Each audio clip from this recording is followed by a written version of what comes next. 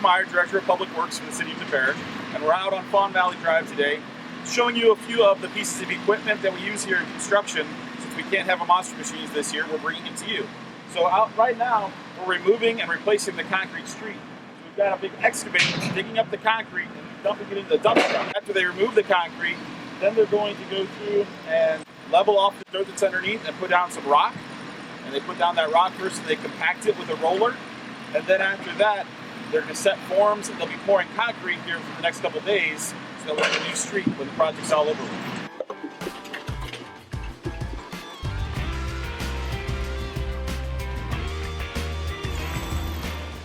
My name's Jay Clark. I work for the City of DeSperes. We have 3 ZTR mowers. This is my mower that I use. It's a 62-inch scag. It's got 3 blades. It's unleaded. We can mow as low as an inch, and we can mow as high as 6 inches. Before you start mowing, always wear safety glasses, safety gloves, and hearing protection.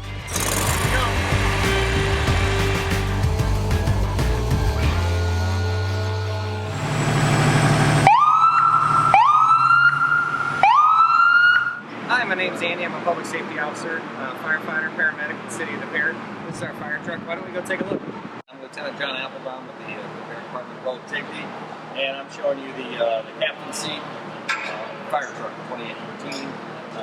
We've got access here to our dispatch system. We've got mapping and tree plans for all the buildings that we service in the area, so we kind of know what we're getting into when we get a call to a specific address. And it also shows us what other trucks are coming to assist. We've also got different devices up here we use on calls. We have a gas meter to check for different types of hazardous gases. We've got our radios up here, flashlights, Knox box, which gives us access to buildings. Hi, I'm Bobby with the Department of Public Safety. So in here we have some thermal imaging cameras.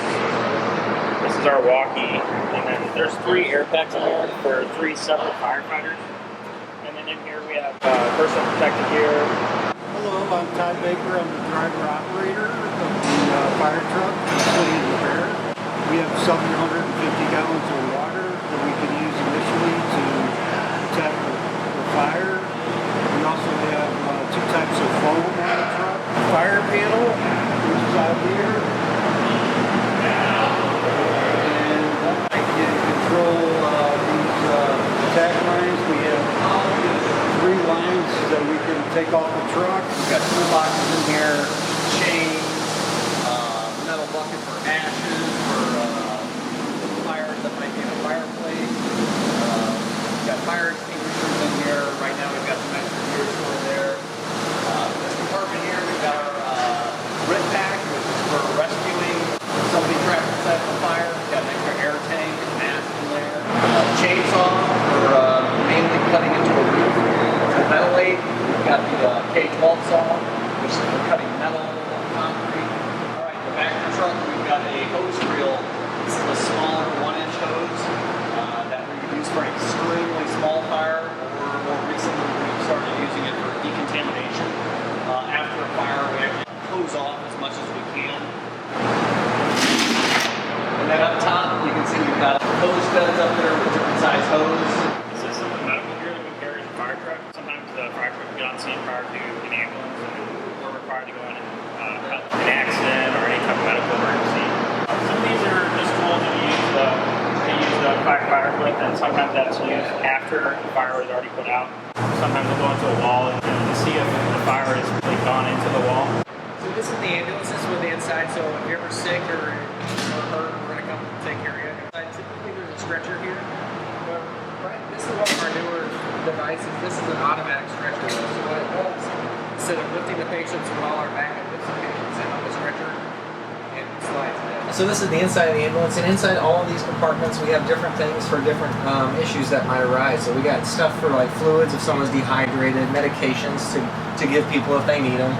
And if there's ever a childbirth, we have some of the OB kits in here. Airway stuff helps with breathing, and then this is where we'll sit and work, and the stretcher will be right here, so where we can work around and take care of the patient as best we can.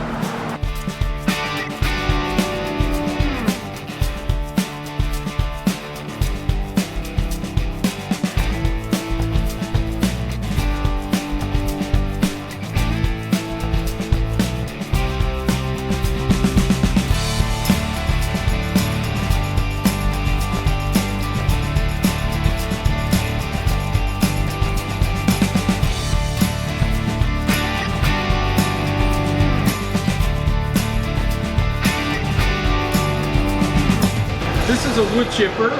The branches that we prune on the street trees, we put them in this end of the chipper, and it feeds it through these feed wheels here, and then it grinds it up with some blades and spits it out on the other end into a truck. Andre's going to demonstrate for you how he goes up and trims trees. Normally he would take his chainsaws up with him, up into the trees to trim them. For this, we're just demonstrating in the parking lot.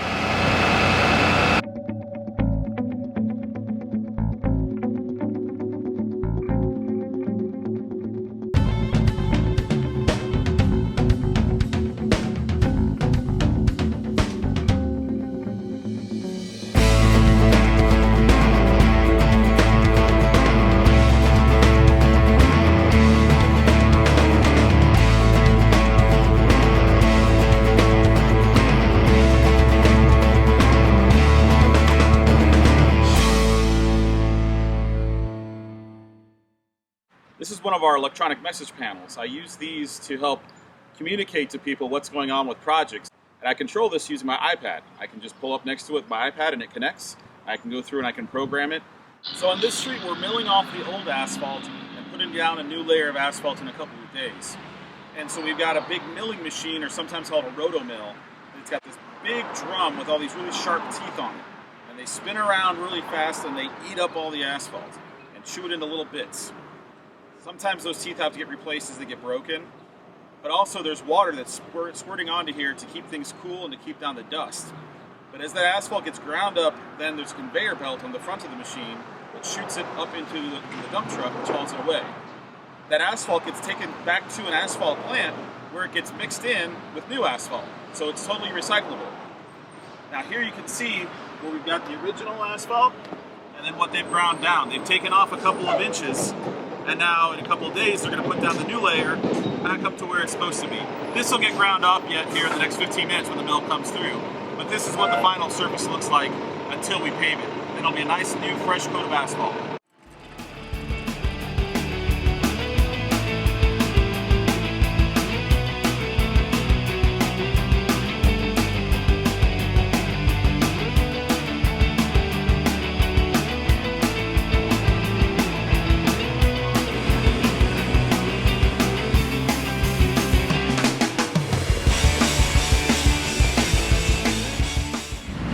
Today we're paving fresh asphalt on Ridgefield Drive. It starts at the asphalt plants where they mix together different types of rock and sand and oil, and they heat it up to probably around 400 degrees and then load it into dump trucks. When it gets to us, it's around 325 degrees, so very hot. It boils water right away.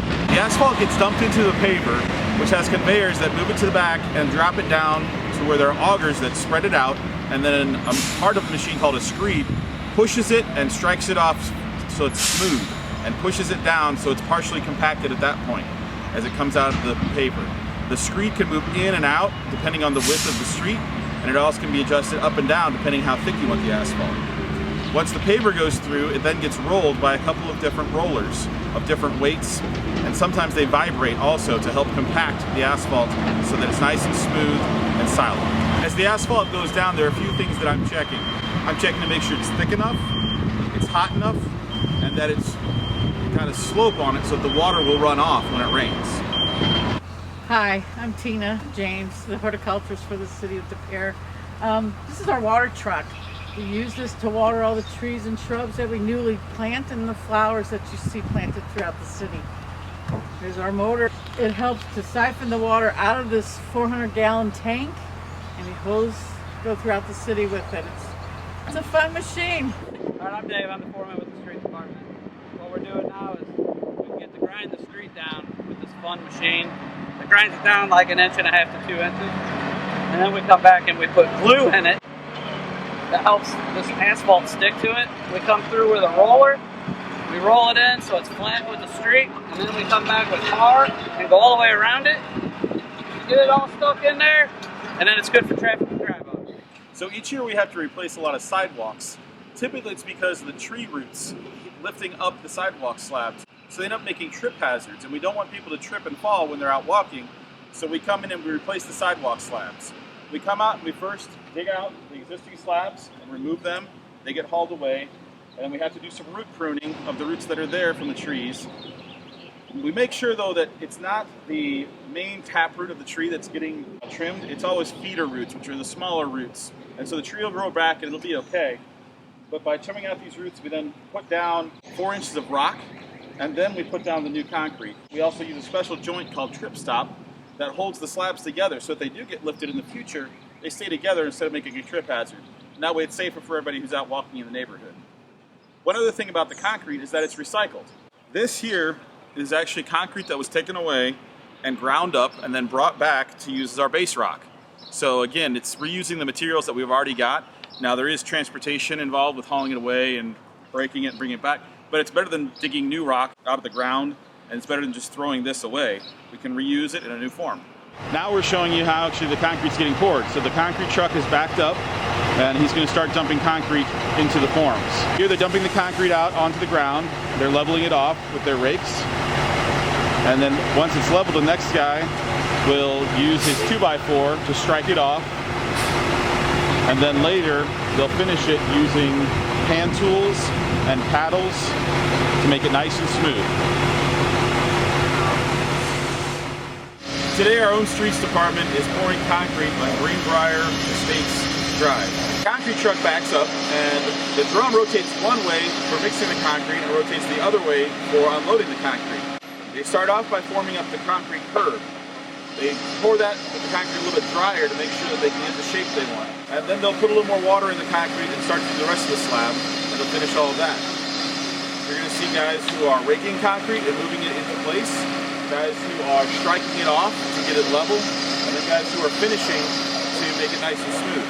Also, you'll see a man with a vibrator that vibrates the concrete to get it into all the little nooks and crannies, especially around this frame that we've got. We want to make sure that it's held in place. As the concrete starts to set up, they will do a broom finish on it, and then they'll spray it with curing compound to keep all the moisture in so it cures properly.